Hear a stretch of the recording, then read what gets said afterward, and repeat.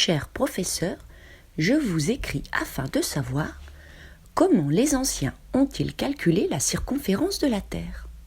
Je vais vous raconter. Voici comment ils ont procédé. Premièrement, pour pouvoir calculer la circonférence de la Terre, les anciens devaient savoir qu'elle était ronde. Ils le savaient par les observations de l'ombre circulaire de la Terre lors des éclipses de lune. Ils le savaient aussi en voyant les navires disparaître à l'horizon. C'est vers 250 avant Jésus-Christ que s'effectuèrent les premières tentatives de la mesure de la circonférence de la Terre. Ératosthène raisonna ainsi. Le jour du solstice d'été, sur le puits Hassienne, ville située sur le tropique nord, la lumière tombait verticalement, atteignant le fond des puits à midi. Par conséquent, il n'y avait pas d'ombre. Tandis qu'à Alexandrie, ville située plus au nord, cela ne se produisait pas. La lumière arrivait à la même heure en faisant un angle dû, pensait-il, à la courbure de la Terre.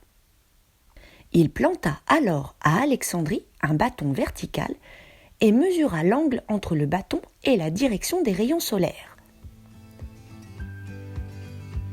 Comme la Terre est ronde, le schéma de la situation est le suivant.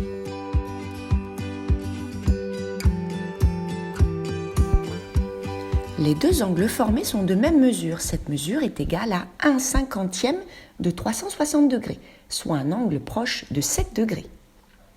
Puis Ératosthène mesura la distance séparant Sienne d'Alexandrie. Les caravanes de chameaux partant de Sienne mettaient 50 jours pour arriver à Alexandrie, en parcourant 100 stades par jour.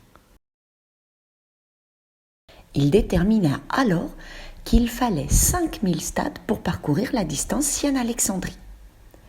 Ensuite, pour trouver la circonférence de la Terre, il lui suffit de faire un simple produit en croix. Le voici. 360 fois 5000 divisé par 7,2. Ératosthène trouve alors que la circonférence de la Terre est égale à 250 000 stades.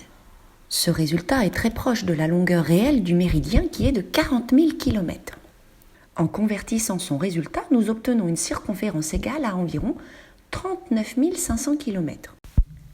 Certaines mesures sont nées de la rencontre des mathématiques et de la géographie. L'astronomie est née de sa rencontre avec les mathématiques.